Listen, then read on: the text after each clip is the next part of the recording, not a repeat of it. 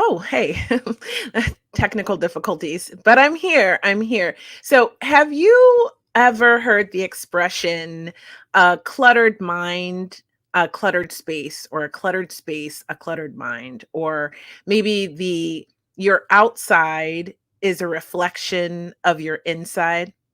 Well, I'm going to tell you something that's going to help your 2024 immensely. Okay.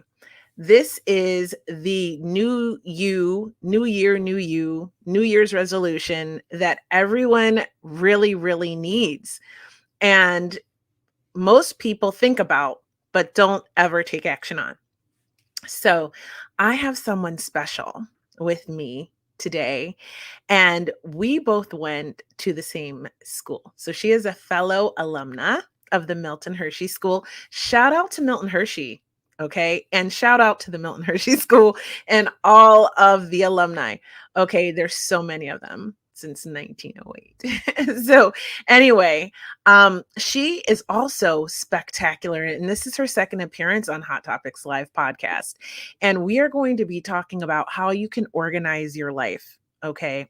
We're going to give you 3 tips, easy ones that you can do in 2024 to get your life right from the outside in. Right? Some instant gratification, if you will, that helps you to just feel immediately better. Okay.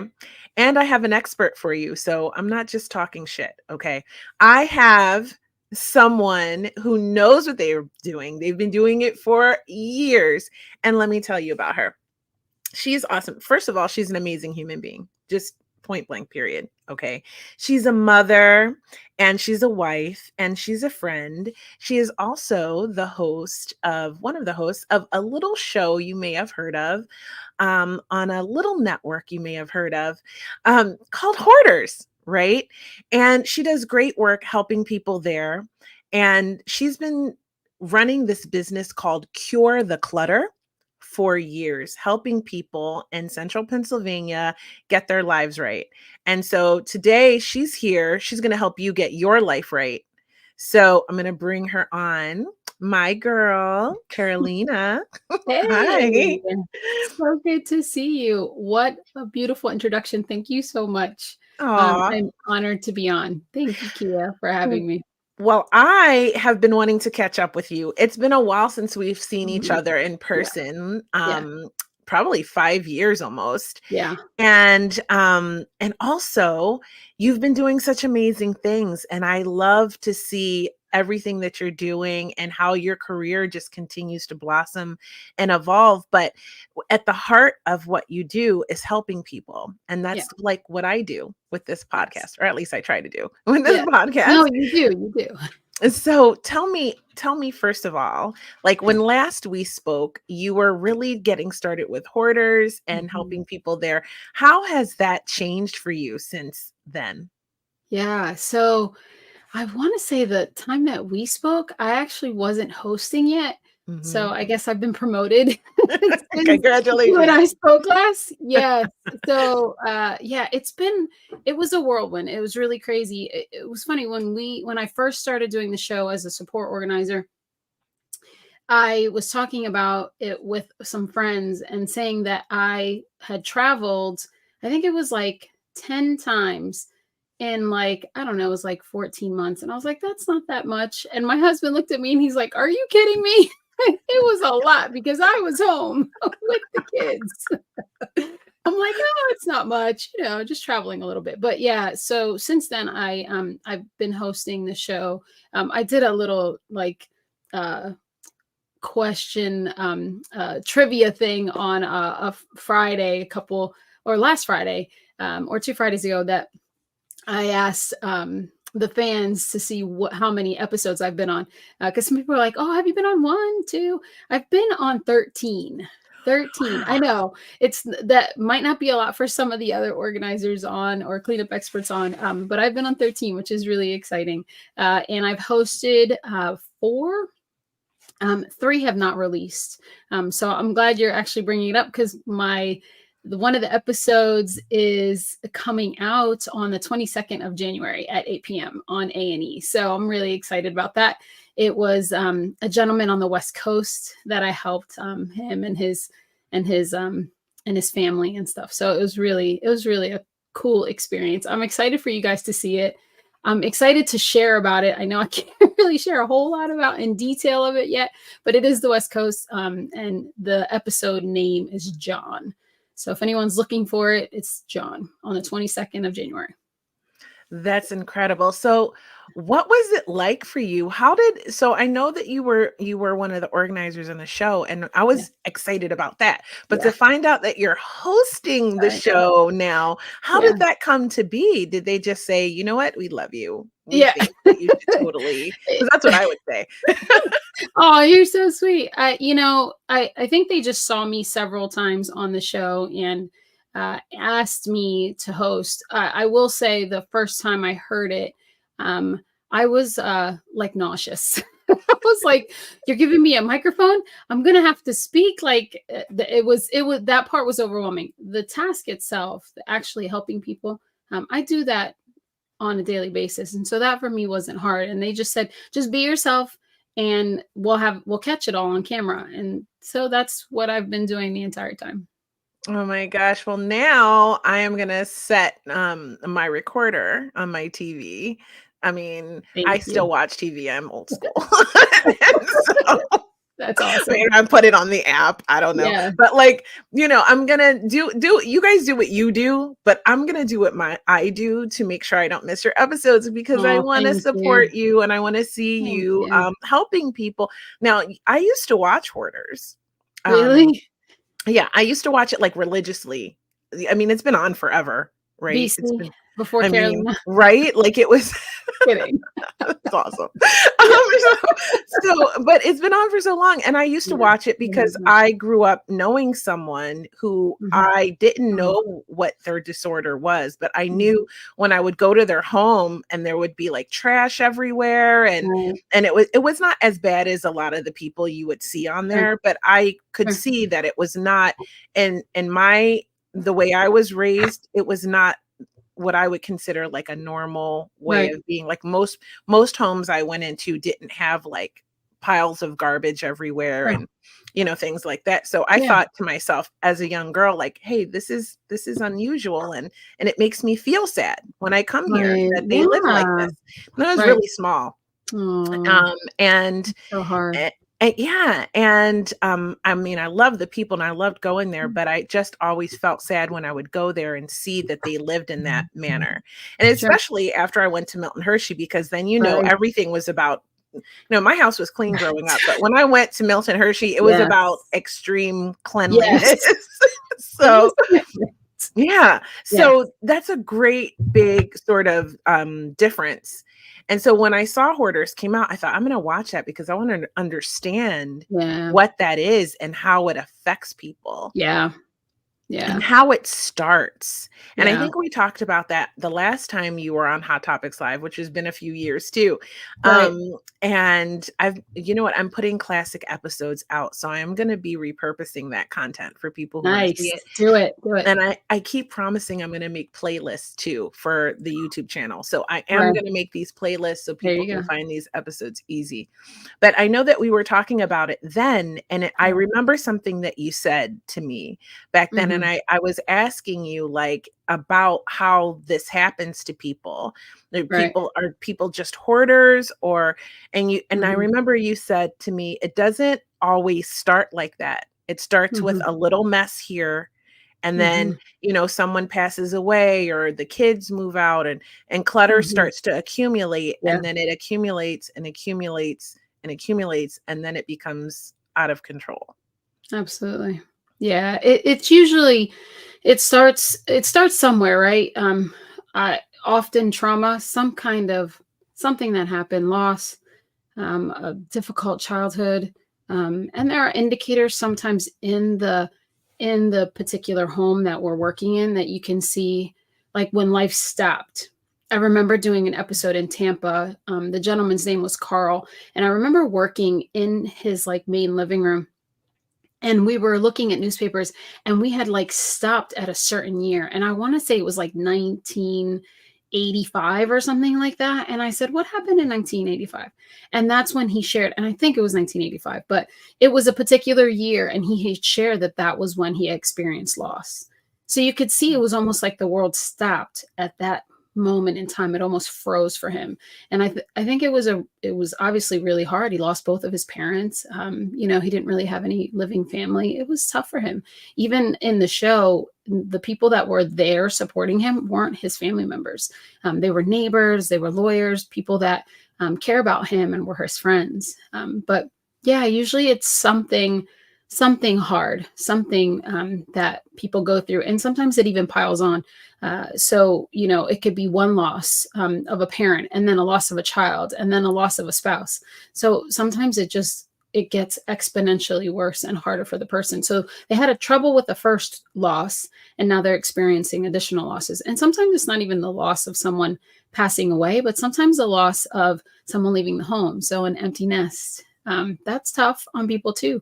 You know, they feel like their identity has been wrapped up in this child or children that they've had in their home. They've been a mom, they've been a dad for all these years, 18 years, 20 years, whatever it's been. And now they have to go, and now their house feels empty. And so sometimes that's when it happens as well. I can really identify with that. My son is going to be 18.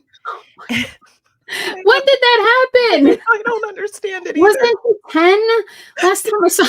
I'm just kidding. Like that. He was so little though. I mean, bad. so he is going to be 18 in May. Wow. And already, like he's a great kid. So I give him, he is trustworthy. So he gets a lot of freedom. Like he can go and come and do his thing. So he's never around, basically, you know, Yeah. you know how that goes. He's always Yes, with his girlfriend, and he's always out doing stuff. He works like, you know, and he's so independent that he's been homeschooled his home life. He does his homeschool like on his own. He graduates this year too. Wow. And yeah, no, it's crazy. And I'm feeling that feeling of like, well, I've still one more, but you know, but I'm feeling that he's pushing 9. So he's getting real independent. And it's almost like that feeling of like, I have all this free time. Yes. You know, what do I do this? Like, what do I do with myself? Now you can do more. Yeah, but I feel like I understand how people feel, because there is like a bit of sadness with, you know, your kids, you know, 100%. growing up and leaving the home. Yeah, absolutely. I think, you know, I think a lot of what people go through that get them to the place that they have a home that's completely hoarded is relatable. I think a lot of people can relate to loss and, you know, emptiness and sadness. I think most people can relate to all those things. And I think that's why the show, people are so interested in the show. You know, I think it's hard when, you know, some people that struggle with hoarding disorder, it's been going on for a really long time, and they're almost past the point of no return, and they're not willing to change. They're not willing to make adjustments. Their family is saying, please help us. We want to be with you. We want to spend time with you. We don't want to deal with the stuff. Sometimes they don't hear it. And I think that's what makes it heartbreaking. You think there's an end to this. There's a way to address this if you're willing to participate. Some just aren't, you know, and that's what makes it hard. But it's also what makes it challenging for me. And I appreciate those times when I'm able to work through that with someone. You know, I actually have someone that she has struggled with hoarding disorder for years. And she is such a joy to work with, because I have gotten the opportunity to see her progress. I didn't see her at her worst, but she had 2 storage units. If she's listening to this, she knows exactly who I'm going to be talking about. And she has 2 storage units. She got it down to 1. She lives in a tiny house, and she's doing phenomenal. And she's improving every single time I spend time with her. Sometimes we spend time on dealing with a bunch of things, and sometimes it's just like a little corner. It really just depends. But I think seeing that growth and that development is so neat for me, because I get to see like the end result or the work in progress. And that's the hardship about the show which I love, is I get to meet new people. That's what I love. But the hardship is that we're only there 1 week and then they're left with everything else. I've been working with this particular person that I'm talking about for a few years now. Years. Wow. Not a week, not a month, not 6 months, a few years.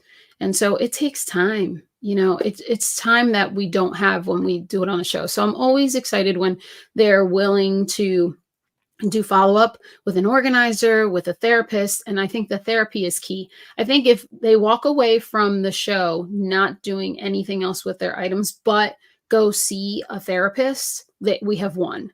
Because if they're going to see a therapist, that therapist is going to talk about the stuff and address the stuff, and they're eventually going to get there.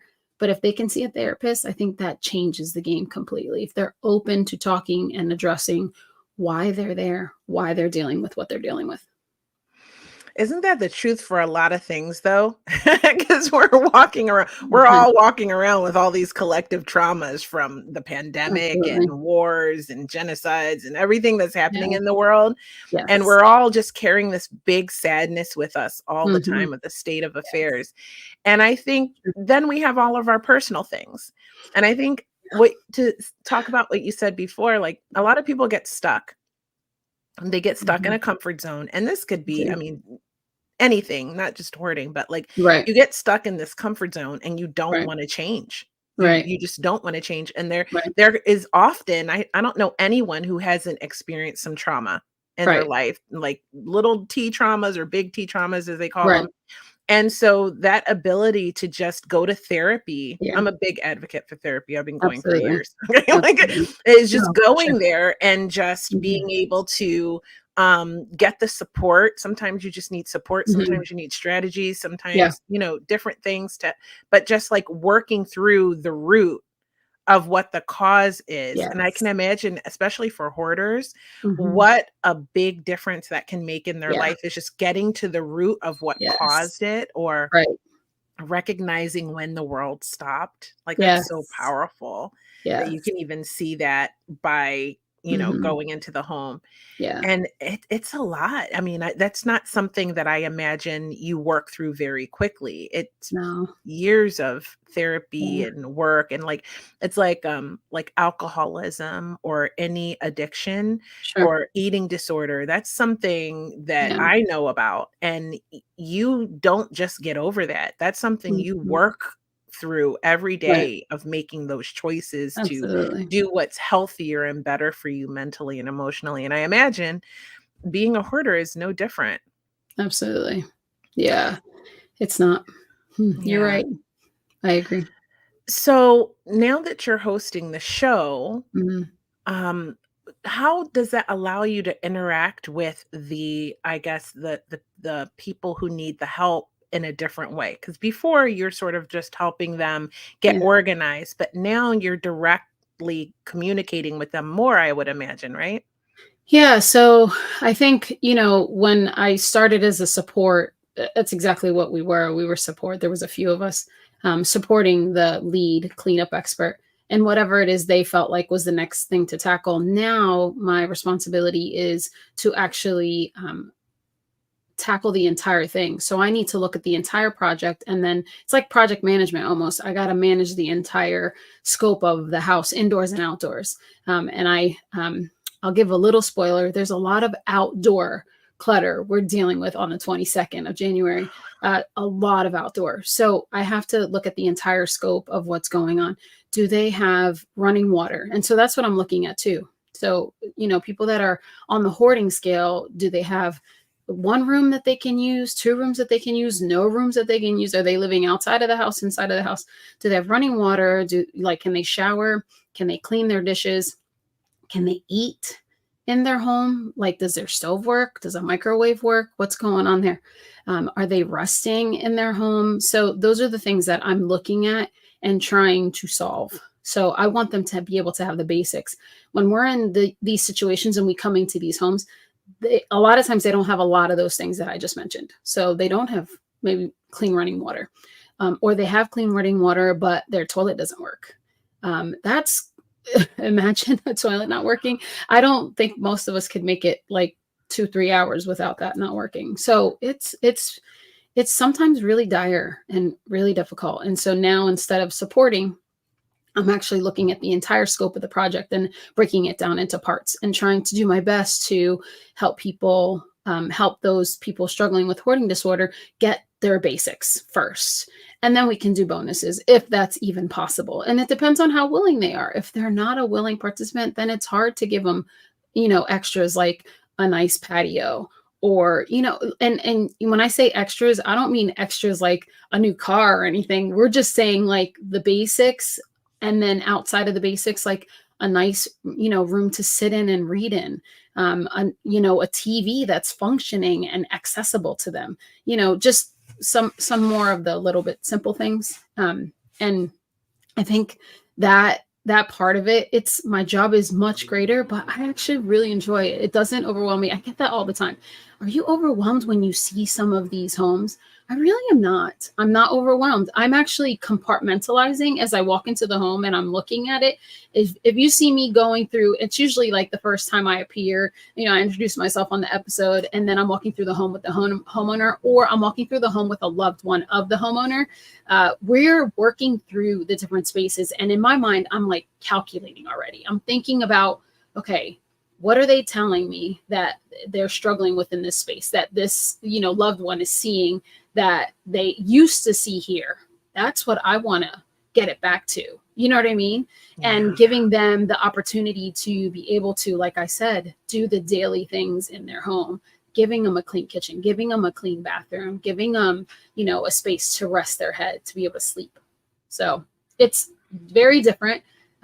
Obviously, the project is much bigger because I'm looking at the entire thing versus just pockets of it like the expert would lead me to do. And then sometimes what comes into play there is things like selling a car, getting pipes repaired. I remember one episode in Texas, the production company was really awesome. They helped us get the stump removed in the front yard. It was a tripping hazard. We didn't even really have space to function and work to be able to bring things out of the house. And so they had a stump removal company come in and remove that. That was awesome. Those are those like little things that people are like, well, just have the stump removed. It's not a big deal. But when you're dealing with a health crisis and you're dealing with a house that's a mess, you're not really worried about that stump, Yeah. So I think that is those things that we as a show can bring that would help. And then hopefully we can, make a change in that week. And then they are willing to make long lasting change. Oh my gosh. Well, I definitely am gonna be watching. I mean, the show is, like, heartbreaking, and I remember I saw so many people who didn't wanna change, and they didn't wanna part with things, and they consider themselves, like, collectors, or they attach so much meaning to every little thing in their house, and it's, like, overwhelming all of the things they've accumulated, For sure. and it's just it's a hard show to watch, but it's also, like, very touching, and when you see people actually make that shift, and you can see that they're gonna move towards a better way of being. Yeah. It's really powerful. Yeah. It's exciting. It's exciting when I see that shift happen. Sometimes there's a ton of struggle and hardship before we get to that. And I'm okay with that. I feel like there are mornings we'll start that work day and I'm like, today's going to be the day that it blows up. And I'm welcoming it. Let's go. Let's bring the blow up on, because after the blow up, we have to address what's going on after that, right? They blow up, they get upset, and it's okay. Like, they're allowed to be upset. I think people oftentimes, I feel like even me growing up, I didn't have permission to have certain emotions. Mm-hmm. You're allowed to be angry. You're allowed to be scared. You're allowed to, be frustrated, but it's how you handle yourself in those situations that is the key. Right. And so sometimes people blow up and they curse and yell and get really angry. And I'm like, that's fine. Bring it on. I don't internalize it because it's not about me. It's not about me. They're frustrated about their situation. And so, yeah, maybe I'm the punching bag and they're, taking it out on me, but I don't take that personally because they're not there because it's my fault. I know that I'm there to help. And I think when you are able to take yourself out of it and not internalize what people are saying to you in those situations like that, you can help them. You can like be outside of that situation, looking in on it, and then give them guidance and love them through the process. Oh, that's beautiful and powerful. And you know what? It makes me think about all of the other people that struggle with clutter. Like, for example, my son has ADHD. I have ADHD. I Yeah. went undiagnosed most of my life. Oh, And so now that this is a conversation that is mhm. coming to the forefront, right? What Yes. people with autism and ADHD Mhm. experience, I'm learning that I tend to have some clutter, and that clutter is part of that, Mhm. right? Mhm. And so there are strategies that we can use to Absolutely. sort of keep it from becoming a situation to where we're in a hoarding Yes. situation. Yeah. And so I really want to ask you, what are some tips that we can all use that, like, especially after the holidays or at the end of the year, things aren't Sure. maybe where Yeah. you would like them to be, You're trying to or, catch up. or you've accumulated some Yeah. things that maybe it's not a complete disaster, but you're feeling Yeah. kind of depressed at your surroundings. Because I know Mhm. for me and for many people, Mhm. like I said at the beginning of the show, your outside can reflect your inside. So a lot of people get sad Absolutely. around the holidays. They just don't feel like, Mhm. things just accumulate. How can we start this new year with a couple of tips Yeah. to get ourselves back in order and feel better? Yeah. Because when you look around and it looks good, you immediately start to feel better. Yeah, absolutely. That's such a good question. A lot of people ask me, well, where do I start? Mhm. Well, if you're looking for help, I think that's a great way to start is seek help. And that's in anything. It's not just organizing. Like if you need somebody to talk to, if you need some kind of help, it's good to seek out that help right away. But I have three. I have 3 points that I want to share. And the first one is start small. Don't take on your entire walk-in closet in one shot. Don't do it. Take on a smaller project like a linen closet or like a junk drawer. Start small. And the reason I encourage you to start small is because then you'll have success early and you'll want to keep going. You start a project and you fill up your whole bed and then you go to sleep at night and it's full of your clothes and you can't go to sleep, then you're frustrated with yourself. And so I want you to start small. That's number one. Always start small. If you find that you're having success, then move on to a larger project, but make sure you have enough time. So if you have an entire Saturday, go ahead, tackle that walk-in closet. But if you don't, start small. Okay. Number two is, a lot of people get excited. They'll call me. They're like, I can't wait till you come. Whenever you're coming, 3 weeks or two, whenever you're coming, I want to buy stuff. Don't do that. Don't buy any items before you have sorted and purged. Please sort and purge first, because then you see what you have left. So let's say you go to buy something and you organize your sweaters and you have 20 sweaters, right? And you buy 5 bins and you separate your sweaters and put them in all those bins. But then you go to purge, what if you got rid of half of them? Then you have stuff that you bought that you don't need. So sort and purge first. Okay. That's number two. Okay. And number three is work when you are the sharpest in the day. I am a night owl right here, but I am not always that sharp at night to focus on a project, like that. So find when you feel the strongest and the best in that part of that day. That's actually like one of the first questions I ask my clients or potential clients when I'm coming into your home. When do you function the best? Are you more of a morning person? Are you more of an afternoon person? When do you feel like you're able-bodied and strongest? And sharpest too, when your mind is sharpest, because I'm asking you a lot of questions and I'm asking you to make a lot of decisions in a short period of time. It could be 3 hours, it could be a 4-hour session. And people can get decision fatigue.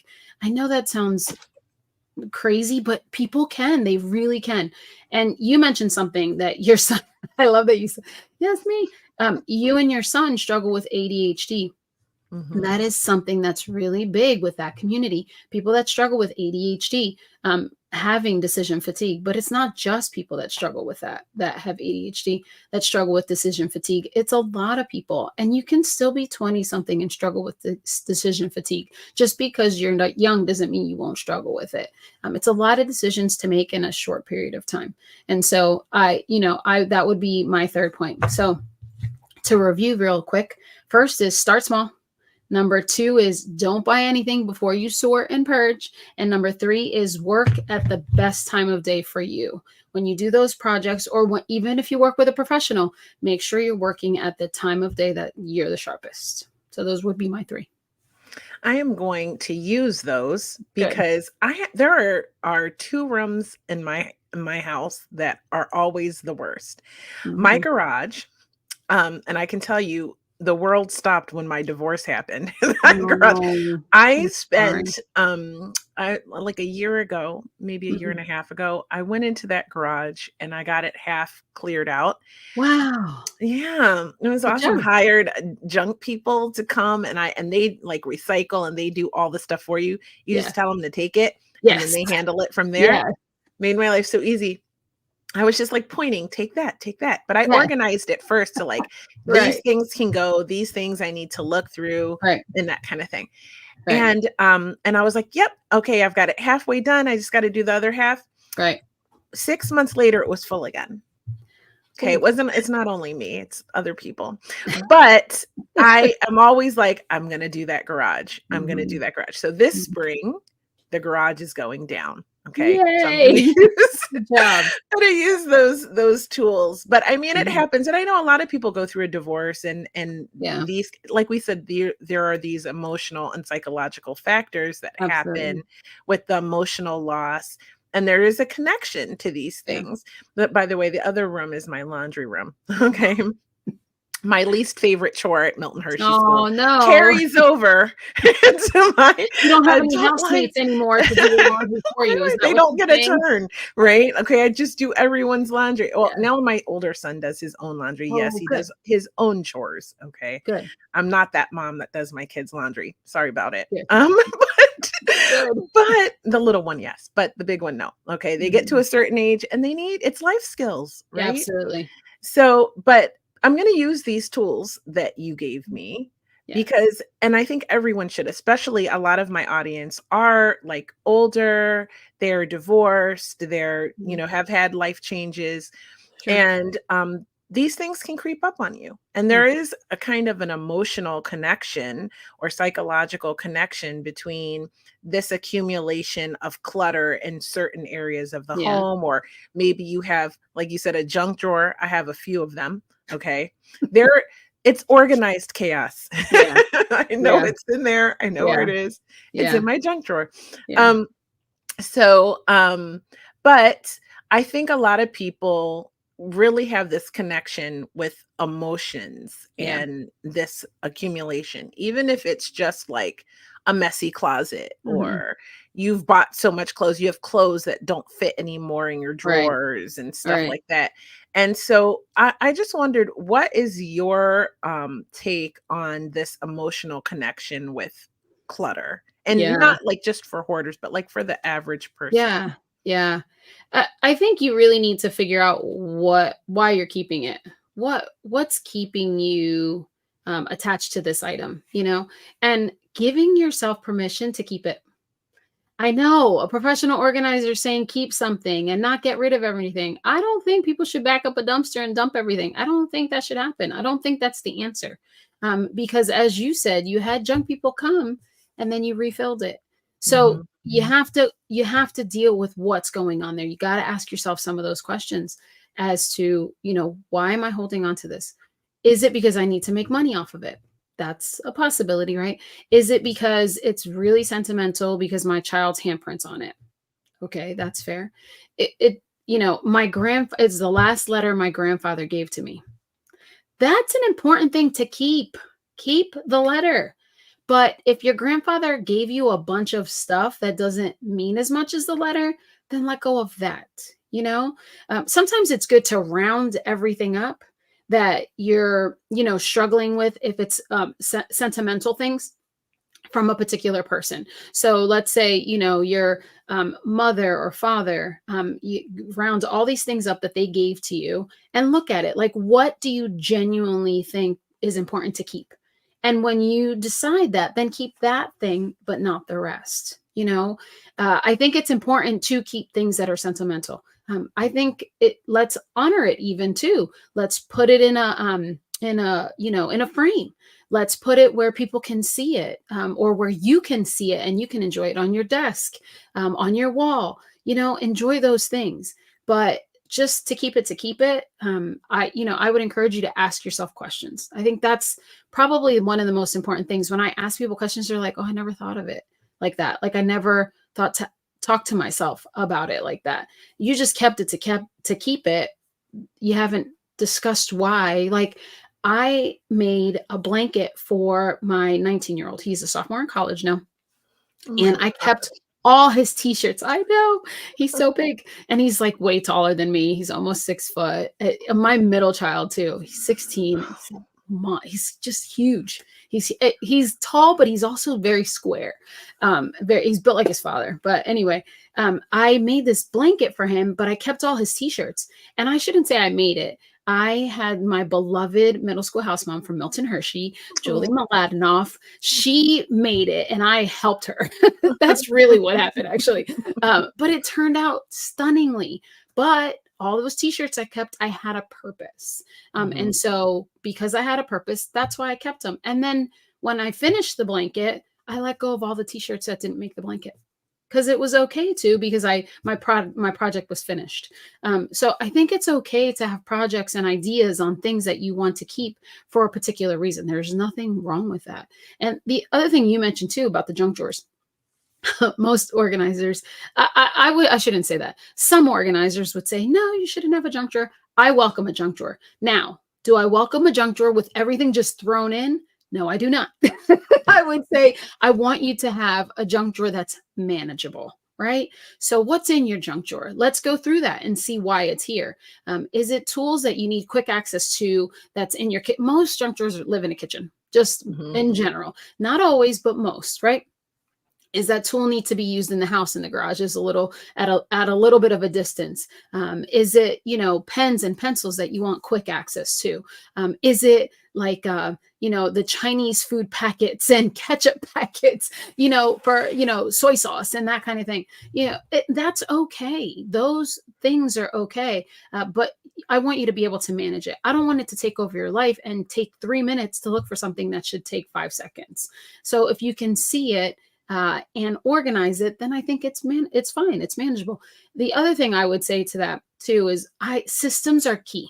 So especially during the holidays are crazy. If your parents or like a mother and a father, you're trying to put together, I should say mother. I mean, I love my husband, but doing Christmas, he did a great job, with his responsibilities. But I do feel like mothers do carry a huge weight of responsibility on Christmas, between cooking and buying gifts and packing gifts and, making sure that the environment is prepared for their children. Fathers do it too, not, bashing fathers. My husband is such a great father. And I'm so thankful to, do life with him. He is just such a gift to my children and the best example. I have 3 sons and I could have not chosen a better example. Like, he is truly the best example for my boys. So I think women though, and moms, we carry so much. And when we do that, we carry so much of the burden of the holidays and activities and birthdays and all that, the schedule, the calendar. I think systems are key to get you back into gear. I had my little one here, I'm going to admit something. My little one, it was right after Christmas. He's like, why is the house such a mess, Mom? And I'm like, baby, listen, life has happened. We have been going nonstop. And then we traveled, to New Jersey for a Sweet 16 party. And like, it was hard to collect. And I said, Bud, once we get back into a rhythm and back into our schedule, then I can get back into my systems. So systems are key, developing some systems. I call this the front and back log. So dealing with the front log of everything that's new coming in. Think about it in the mail perspective, like with mail that's coming in, mail to you. snail mail, like papers and envelopes and bills that are coming into you. Do you have a way to bring that in? If you don't, then you need a system, because you don't, your counter is going to be all filled up. Your dining room table is going to be all filled up. The side of your buffet is going to be all filled up because you're not able to address it because you don't have a system in place. So systems are really important to get you back into the swing of things after chaos. Even, after someone being sick. My husband was sick like 7 years ago, and it was complete chaos. I was in the hospital 24/7. A few nights I actually slept there when my mom came to be with my boys. It was complete chaos, but I had systems in place. And I think that is what's key, is you can fall right back into that system after the chaos dies down. Or if the chaos continues, you can have people, work through the system with you. If you have someone that's staying there, like my mom, I could say, hey, go through my junk mail. Can you just get rid of my junk mail and leave me with the bills and things that I know I need to go through? That helps a lot, So systems are super important to develop, as soon as you're able to deal with that, dealing with your front log. The backlog is usually what I deal with when I work with my clients. I'm dealing with all their backlog, all the things that have not addressed, in, many years. It could be paperwork, coupons, taxes. People sometimes keep their taxes for 25 years. I remember working with a military family, and they kept their taxes in a box for 25 years. And I was like, you don't have to do that. Check with your tax preparer because they know the best about your situation, but you really don't need to keep taxes that long. It just depends on your situation. Yeah, they say so. Again, I always say check with your tax preparer. They know your situation the best, but they can audit you up to 3 years, and they can for just personal taxes, and they can audit you up to 7 years for business taxes. So you, again, check with your tax preparer. They would know best. That's what I say to my clients, and I ask them, do you have personal taxes? Do you have business taxes? What's going on there? And we talk a little bit about that. But 25 years is unnecessary. Yeah, it's a lot. Yeah, for sure. Wow. Oh my gosh, Carolina, this has been so much information and such valuable information. That whole piece about systems, that's like life for me. There's a little bit about me is systems are everything, especially as a single mom of 2 boys with, doing my podcast and working with female veterans and all of the things that I do, the pinup stuff that I do on the side.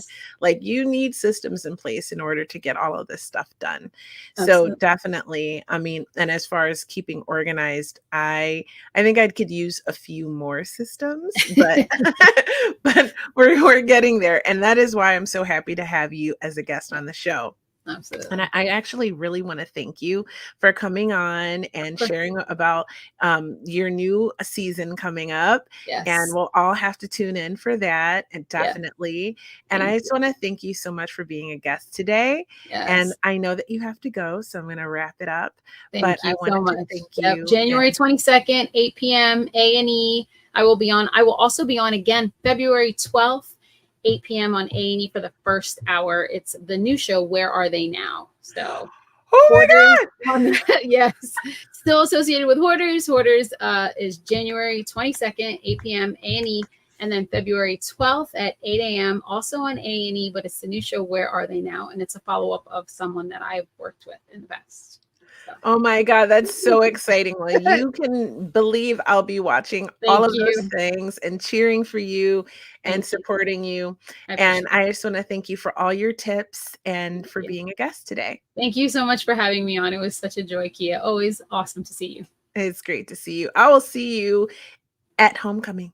Sounds good. Sounds good. Save some time for me. And I know you have to run, so I'll catch up with you later. But again, it's always a pleasure. Thank you so much. Bye. See you. Oh my gosh, I love her. She's just an incredible human being, if you didn't notice by now. And it's amazing to see how her career has just skyrocketed. And she does help people. She doesn't just do the shows. She actually helps people regularly with her business. If you want to follow more information about Carolina and you want to see her shows and follow her on Instagram, because she's always posting updates about what's happening with that, you can follow her there. Okay. And if you want to hire her, follow her there. You'll find out how to do that too. So I highly, highly recommend her. She's amazing. Okay. I'm still trying to figure out how to get her out here to help me clean my garage.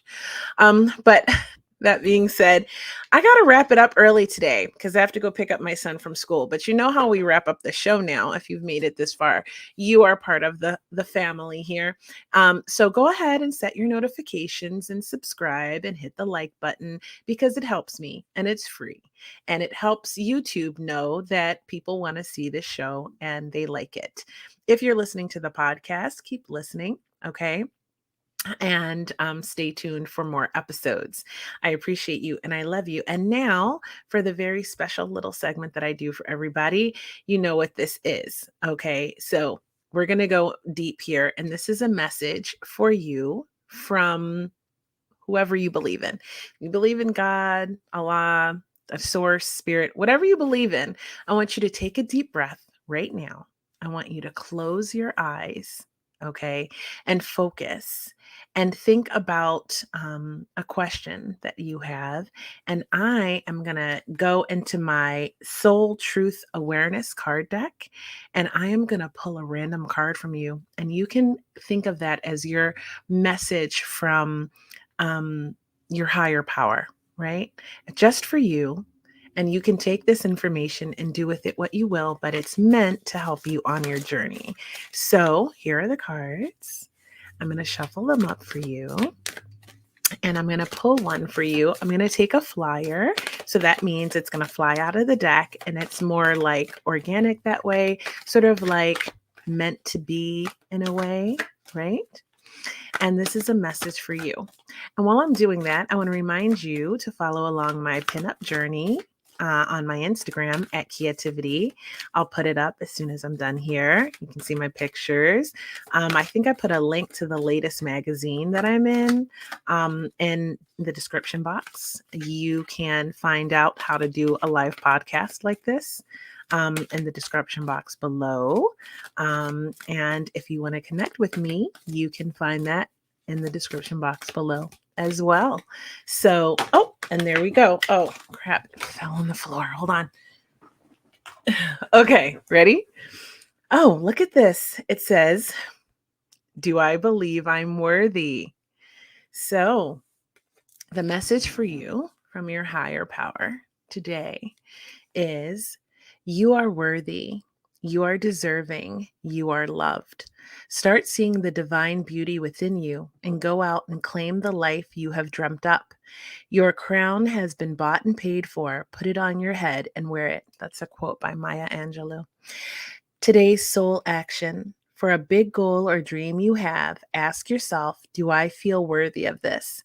And your mantra for today and every day really is I am worthy of it all.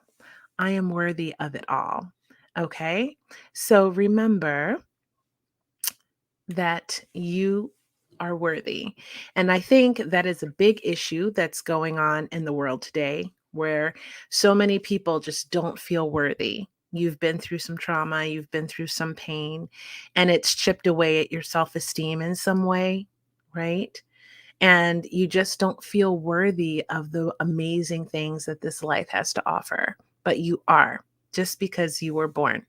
You are amazing and you deserve to have the best that life can offer.